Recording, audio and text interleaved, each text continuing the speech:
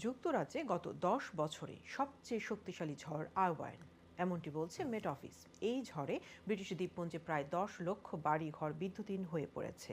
আয়ারল্যান্ডের ডোনেগলে একটি গাড়ির উপর গাছ পড়ে মারা গেছেন 20 বছর বয়সী এক ব্যক্তি। মেট অফিস বলছে ঝড় কিছুটা শান্ত হয়েছে, তবে প্রবল বাতাস আগামী সপ্তাহ পর্যন্ত চলবে।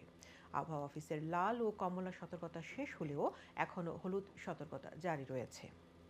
আয়ারল্যান্ডে বিদ্যুৎ বিভাগের তথ্য অনুযায়ী 25,000-এরও বেশি বাড়ি বিদ্যুৎহীন। বিদ্যুৎ পরিষেবা পুনরুদ্ধার করতে সময় লাগতে পারে 10 দিন পর্যন্ত। উত্তর আয়ারল্যান্ডে 77,000 বাড়ির ঘর এখনও বিদ্যুৎহীন অবস্থায় আছে। ফায়ার সার্ভিসের তথ্য অনুসারে 1,800-টিরও বেশি গাছ পড়ে রাস্তাঘাট বন্ধ হয়ে গেছে। Only now starting to see the number of calls start to rise in respect of impacts, concerns for safety, and indeed more and more reports in respect of roads blocked on issues as a consequence of that. So I think it's going to be a number of days before we can fully understand the full impacts of this storm.